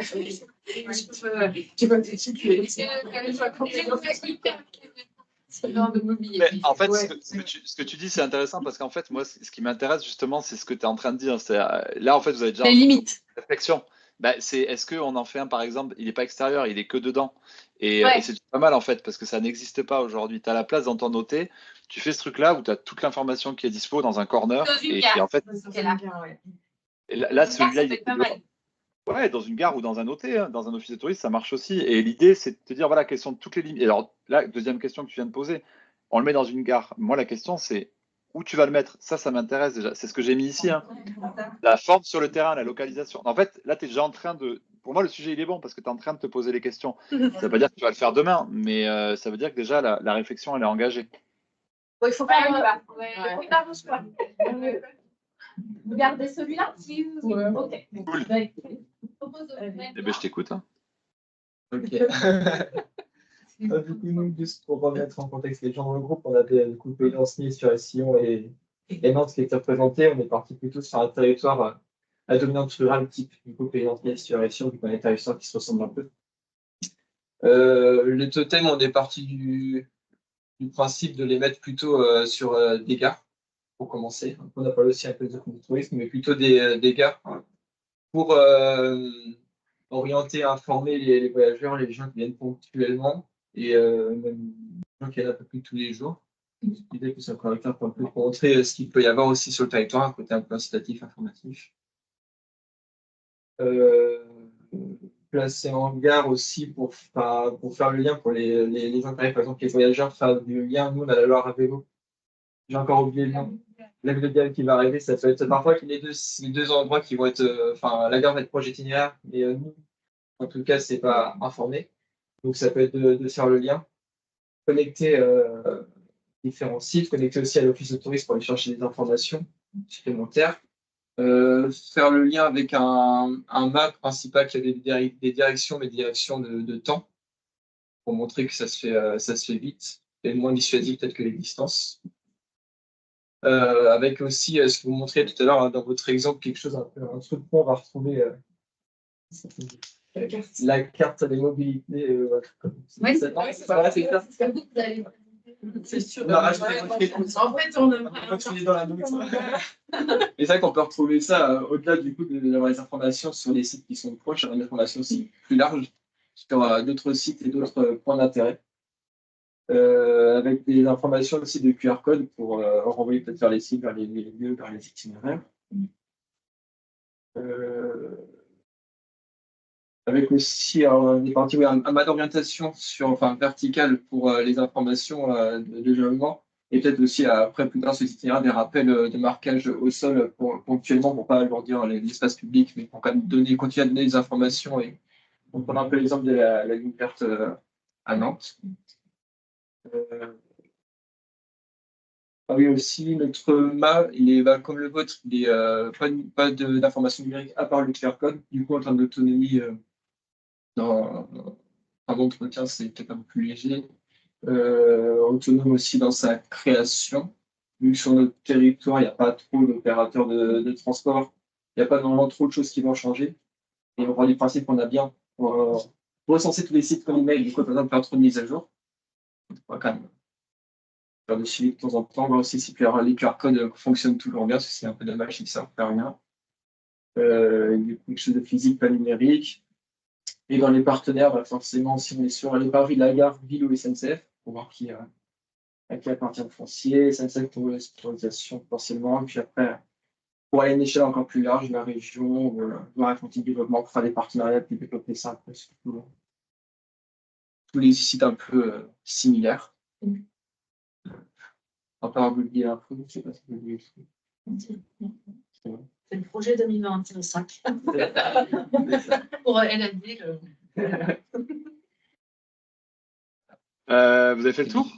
On a fait le tour. Génial. Merci beaucoup. Merci. Je vais attendre qu'il y ait le groupe 2 avant de commenter, mais merci pour la restitution. Et du coup, je ferai un commentaire après le groupe 2, sinon ça va leur donner des indices. Merci de vous être non auto-désigné, mais j'ai vu que c'était très dictatorial. Donc la carte des mobilités, ouais, on a eu un peu de mal à se projeter sur ce que ça pouvait être en fait. Voilà, entre est-ce que c'est une carte qui est basée sur un point de départ, parce qu'on l'a vu au travers de l'exemple qui était présenté, il y avait l'office central. Est-ce qu'il fallait réfléchir à un positionnement d'utilisateur qui partirait d'un point central? Et alors, moi, je sais que ça me questionne beaucoup parce que je me dis que les visiteurs, les utilisateurs, eux, ils ne vont pas être toujours à ce point-là. Donc, si on fait tout partir d'ici, comment est-ce qu'ils la lisent et l'utilisent?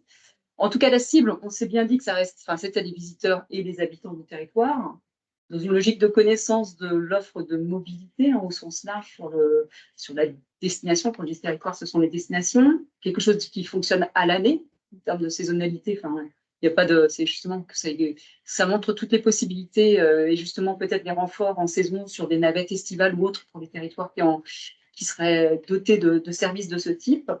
Après, l'intérêt direct de l'office, on ne l'a pas évoqué, mais j'imagine que c'est de disposer d'un outil, un outil facilitant la mise en connaissance de l'offre de mobilité sur le territoire. Enfin, ça va de soi, parce que c'est le nom de l'outil, mais je ne sais pas si... Alors là, on parle que de l'outil physique, en fait. On a aussi évoqué l'outil digital, mais on s'est on s'est dit aussi qu'il y avait d'autres supports qui existaient au travers des cartes, enfin Google Maps ou autres, qui permettent déjà d'avoir accès à cette offre-là. Donc, après, il y a aussi une maîtrise et l'expertise de ces outils digitaux, parce que ça veut dire de la cartographie, de la gestion de données, de data. Donc là, ça rentre dans un autre volet, d'autres types de partenaires. Mais voilà, c'est venu sur la discussion parce qu'il fallait qu'on voyait bien que c'était aussi quelque chose qui pourrait être intéressant, notamment sur l'aspect le digital en tout cas, pour l'aspect événementiel, l'aspect agenda ne pourra pas être valorisé sur un outil physique. Enfin, difficilement, hormis s'il y a des gros événements comme le Test par exemple, voilà.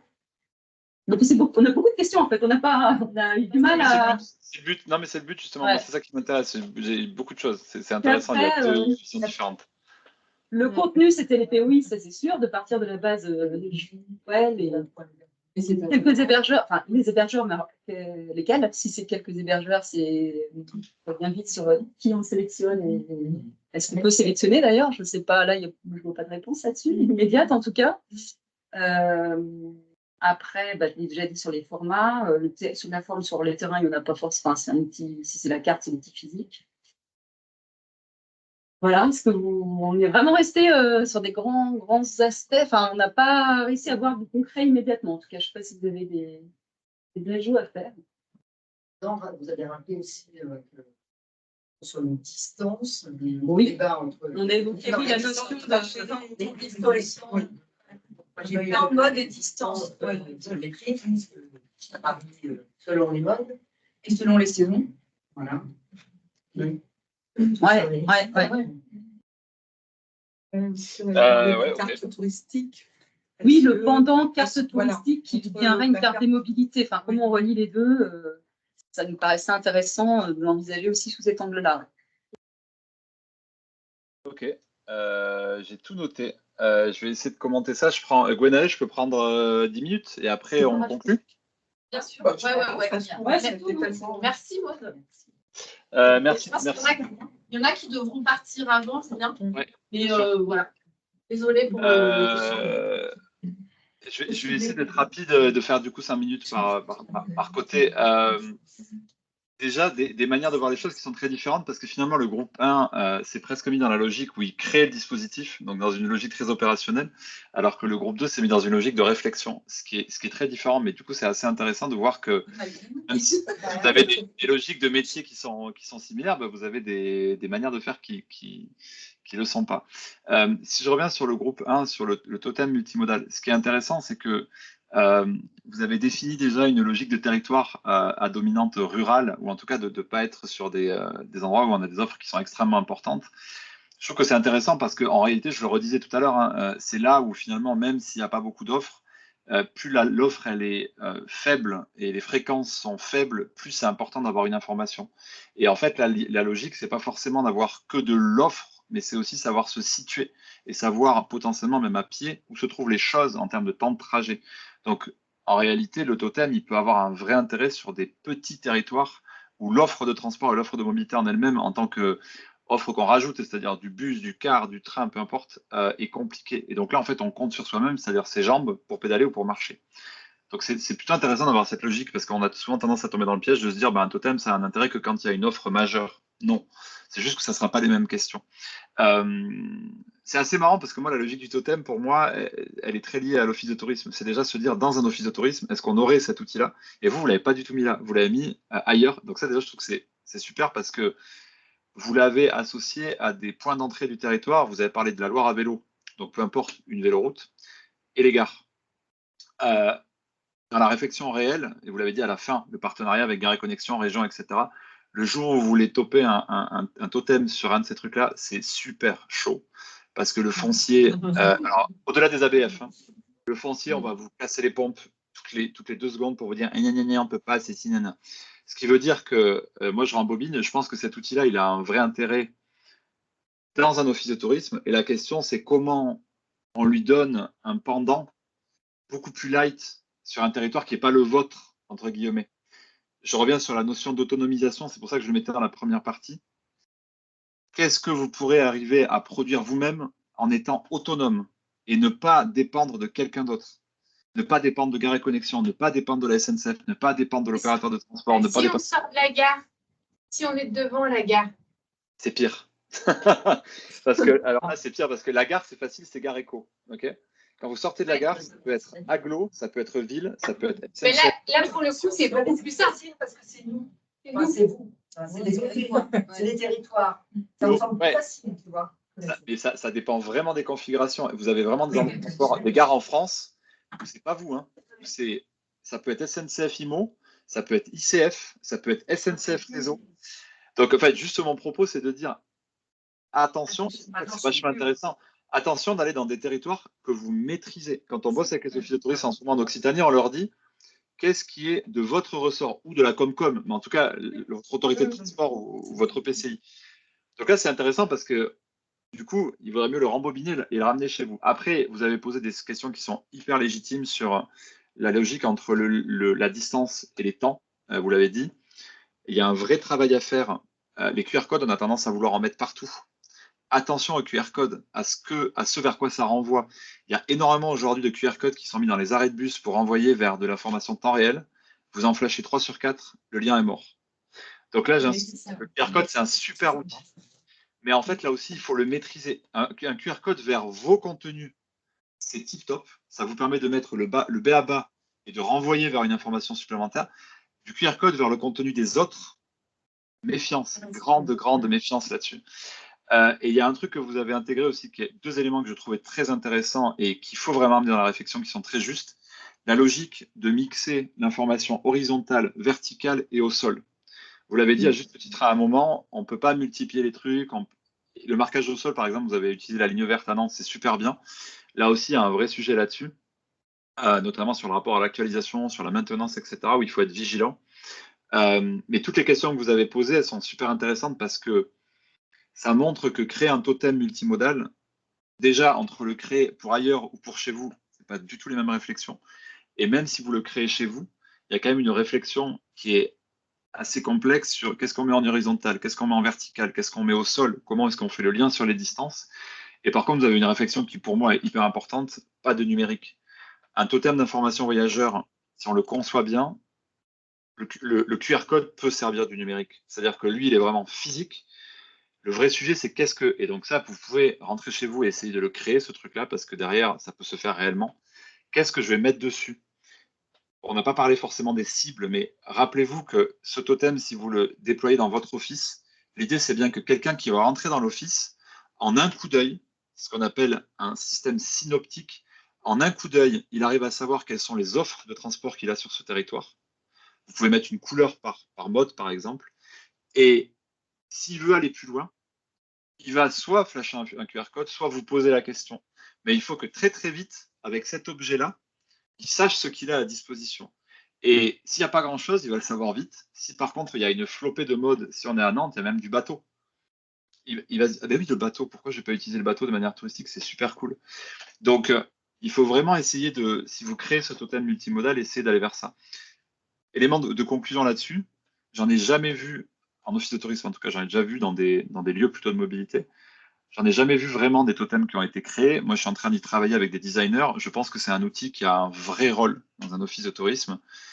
Encore une fois, si c'est quelque chose que vous voulez mettre ailleurs que dans un office de tourisme, là, ça pose des questions qui sont assez complexes d'intégration dans l'espace public. Donc, moi, je vous conseille très vivement de l'avoir soit dans votre office, soit devant votre office, si votre office est fermé, et de se poser la question justement de qu'est-ce qu'on met dessus. Mais du coup, votre réflexion, plein de points super pertinents. Et encore une fois, ça peut avoir un rôle même si vous n'êtes pas sur une zone très dense. Je passe au groupe 2. Et après, si on se prend 5 minutes et vous pouvez réagir, hein. Je vous sors ça de manière très, très claire.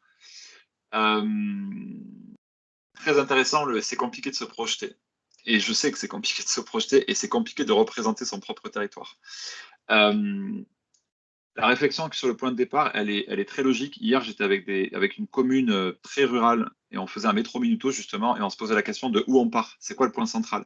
Est-ce que c'est l'église? Est-ce que c'est la mairie? Est-ce que c'est les halles? Est-ce que c'est le marché couvert? Est-ce que c'est le parking relais? J'en sais rien. Ça, c'est pas forcément évident.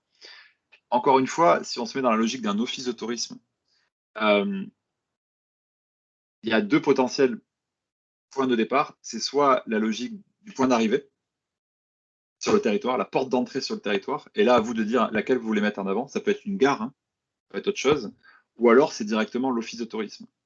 Une fois que vous avez défini ça, et ça, c'est vachement important pour votre représentation du territoire, vous l'avez dit, c'est quoi la cible?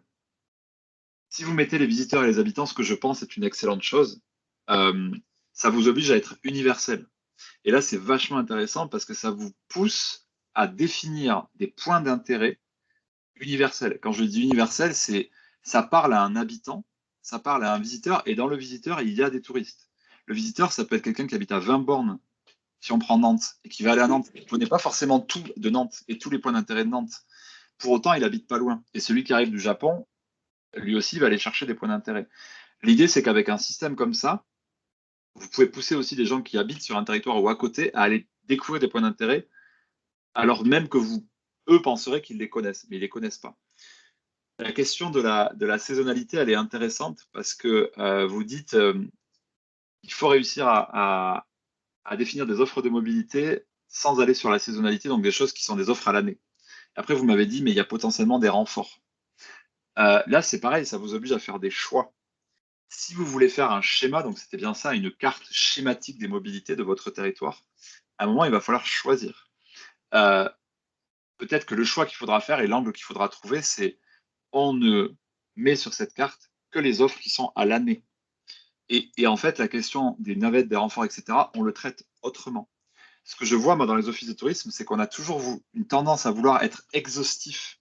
Un schéma, c'est pas exhaustif. Il faut faire des choix.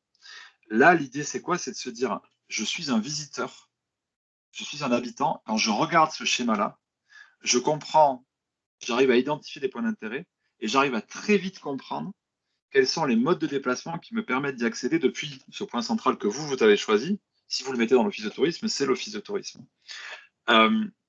Vous l'avez dit à juste titre, le physique et le digital. En réalité, le digital, on peut se dire que les outils existent déjà. Vous, encore une fois, votre rôle, c'est de faire un outil physique, que les gens puissent l'utiliser de manière extrêmement simple de comprendre où ils se trouvent et où ils peuvent aller et ce qu'il y a à disposition. Derrière, ils viendront vous poser des questions s'il y a besoin. Mais déjà, ils ont cette première vision du territoire. J'ai vu ça dans un office, mais qui était c'était sur une logique départementale, d'avoir une immense carte, qui n'était pas une carte, qui était vraiment un schéma du territoire.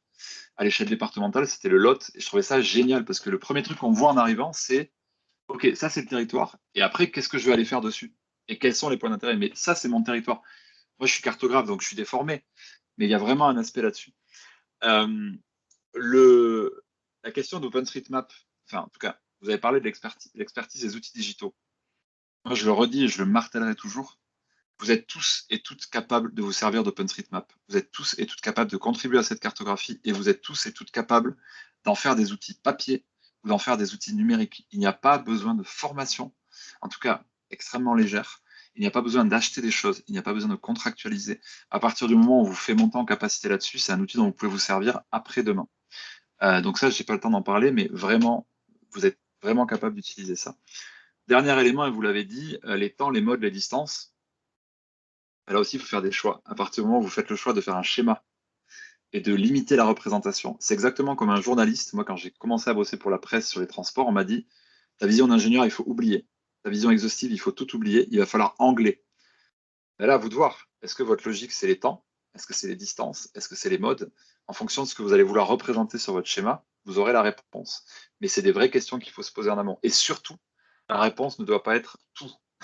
Sinon, ça veut dire que vous êtes passé à côté. Cet exercice de la carte des mobilités ou du schéma des mobilités, il est super dur. À chaque fois que j'ai essayé de le faire dans les offices, j'ai eu des réponses très différentes. Et ce que je leur demandais, c'est à la fin de mettre en commun. Il n'y a pas très longtemps, on l'a fait en Nouvelle-Aquitaine, il y en avait 7 personnes qui l'ont fait. Et à la fin, quand on a mis en commun, on avait vraiment quelque chose de super intéressant et qui presque pouvait être affiché dans l'office de tourisme. Donc ça, c'est un super... cet outil-là, paraît basique, hein, vous êtes capable de le faire chez vous, et je pense qu'il aura un intérêt fort pour les gens qui rentrent dans l'office de tourisme. Donc il faut juste s'y coller et après se poser la question, évidemment, hein, graphiquement, comment on le sort, etc. etc. Il y a plein de questions liées, mais moi, pour moi, l'objectif, c'était de vous montrer que ces deux trucs qu'on a pensés maintenant, alors le totem, c'est un petit peu plus consistant en termes de prod, hein, mais la carte des mobilités, c'est un truc qui a un vrai intérêt et que vous pourriez commencer à faire. Je me tais, j'en ai trop dit. Merci d'avoir fait cet exercice, mais vraiment l'objectif, c'était que vous puissiez déjà vous mettre dans cette logique de production opérationnelle sur des choses qui peuvent paraître basiques, mais qui sont extrêmement utiles. Est-ce qu'avant qu'on conclue et qu'on prenne le temps d'un partage de la suite, vous avez des questions? Vous avez le cerveau en ébullition, peut-être. Quand on disait de faire des choix sur la carte des mobilités, par exemple, on peut être prescripteur, et c'est là où le rôle de l'office peut être intéressant, dire bah, de l'office de tourisme au château, je vous conseille plutôt d'y aller à pied. Donc, on valorise que la modalité à pied et le mode à pied et le temps. La plage, ce sera plutôt à vélo, parce que ça grimpe, parce que c'est long, parce que machin. Et le temps, en fait, les choix, ils peuvent venir aussi du mode par rapport au temps ou à l'accessibilité ou au stationnement.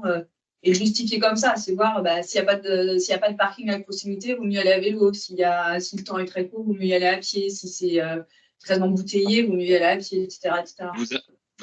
C'est extrêmement pertinent ce que vous dites, vous avez tout à fait raison. Nous, je vous remontre un exemple, hein, mais oui, Google Maps, il va vous donner tout, mais il s'en fout, Google Maps, en fait, de votre territoire. C'est pas son sujet, ça l'intéresse pas. Vous, nous, on l'avait fait comme ça, là, ça, c'est des outils qu'on a donnés aux offices de tourisme pour travailler de manière physique, hein, c'est sur du papier qu'ils impriment. Ce qui nous intéresse, c'est qu'effectivement, vous avez la connaissance, là, c'est entre la gare et le lac, on s'en fout, hein.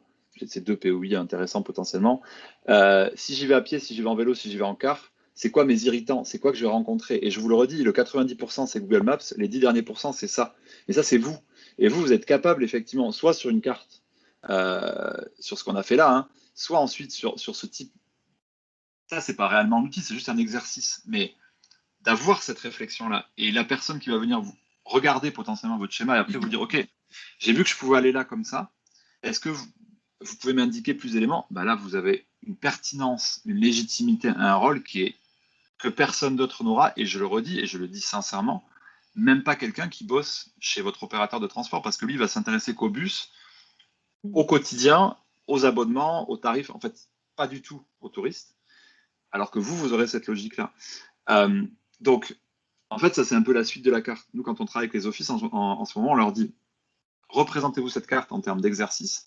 Et ensuite, les différents OD, les origines destinations que vous avez sur votre carte, travaillez-les comme ça. Et cet exercice que vous faites, gardez-le de côté après. Parce que le jour où on vient vous demander, vous pouvez renseigner les gens. Ça, c'est pas du numérique. Hein. Ça peut être même du papier. Mais du coup, ce que vous dites est extrêmement pertinent et c'est exactement ça la logique, effectivement. Et du coup, il y a un mélange quand même entre carte mentale et carte des mobilités. C'est un espèce de mélange des deux, en fait. La carte des mobilités peut très bien avoir un format de carte mentale. Exactement. Ce qu'on appelle un plan synoptique, c'est ce que fait Metro Minuto, c'est de dire j'ai une réalité complexe, mais que je vais réussir à représenter de manière extrêmement simple pour celui qui va lire le document. Plus c'est simple ce que vous voyez, plus ça veut dire que vous aurez eu un travail en amont qui est important, vous. Et du coup, un Métro Minuto ou autre, quand vous voyez que c'est un plan de métro, le plan de métro de Paris, pourquoi il est facile à comprendre? Parce que derrière, il y a eu un travail de malade pour arriver à créer ce plan-là. Il ne faut pas oublier une chose, en France, il y a une étude qui a été faite par Keolis, qui s'appelle Keoscopie, qui montre que 70% des gens ne savent pas lire un plan de réseau de transport. 70%. Pas parce que les gens sont stupides, hein, parce que sur un plan de réseau de transport, vous avez à manger, à boire, vous en avez partout, vous avez de tout. Et ça n'a jamais été passé au crible de c'est quoi l'angle qui nous intéresse. Vous, votre angle, c'est les gens qui viennent visiter votre territoire. Donc évidemment, ce n'est pas le même angle que quelqu'un qui prend le bus au quotidien. D'ailleurs, la personne qui prend le bus au quotidien, avoir tout le plan du réseau, il s'en fout. Ce qui l'intéresse, c'est 2 lignes. Et ça, en général, il ne l'a pas. Et en plus, vous arrivez dans un arrêt de bus, vous avez le plan en entier qui est gratouillé devant avec des tags, et en plus, vous le mettez derrière la personne qui est assise sur un banc. Donc, c'est un truc. Moi, je crache sur mon propre métier, hein, mais c'est un truc de malade. C'est-à-dire qu'on est complètement taré. On est en 2024, quoi. Mais c'est une réalité.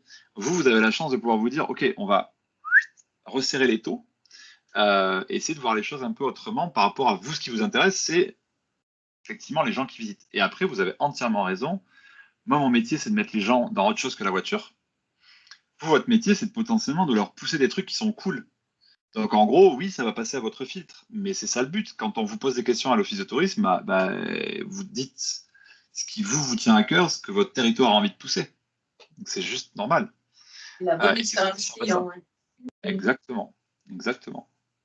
Donc vous avez le droit d'en faire votre truc. C'est ça l'intérêt en fait.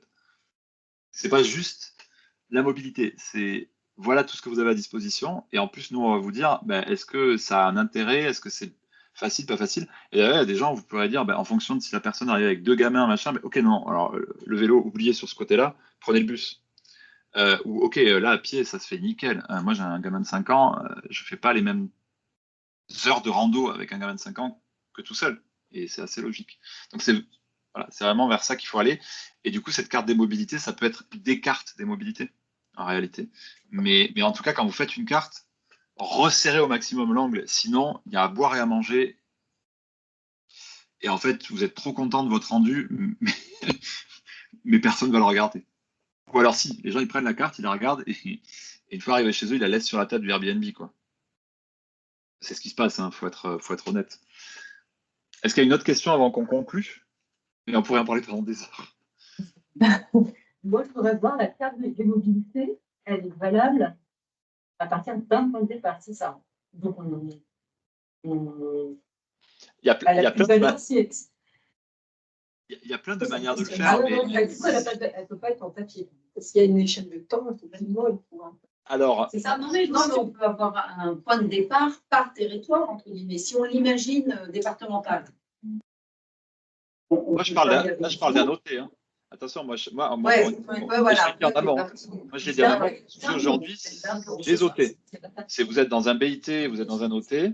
Non. Depuis cet endroit-là. Ça dépend où tu l'affiches, en fait. Ouais. Mais tu peux en faire 2, peut-être une de la gare, une de l'office. Si elle affiche dans la gare, il vaut mieux avoir la gare. Si elle part de l'OT, il vaut mieux avoir l'OT. Et vite, tu la monnaies à tes hébergeurs. S'ils la mettent chez eux, tu leur fais payer. Tu dis, vous faites carte mentale. En fait, les questions que vous posez là, c'est des questions qui sont tout à fait judicieuses. Le sujet, en fait, finalement, c'est cet objet-là, cet outil-là. Qu'est-ce que vous voulez en faire? Moi, là, j'ai focalisé sur l'outil Office de tourisme. Si vous le mettez dans votre Office de tourisme et que les gens, effectivement, ont cette vision du territoire en arrivant, c'est bien qu'effectivement, le centre soit l'office de tourisme. Si demain, vous réfléchissez avec Gare et Connexion pour en mettre une à la gare de Nantes, ça sera très probablement une autre réflexion. Mais ce qui est intéressant, c'est qu'est-ce que vous faites de cet outil? C'est pour ça que je parlais de la cible, que je parlais de sa localisation, etc., etc. Moi, ce qui m'intéresse, c'est ça. Ce que vous mettez dessus, vous le trouverez. Je veux dire, c'est pas un souci. Mais avant de mettre le contenu, il va vous falloir vous poser toutes ces questions. Et là, Julien, peut-être, c'est déjà un sujet.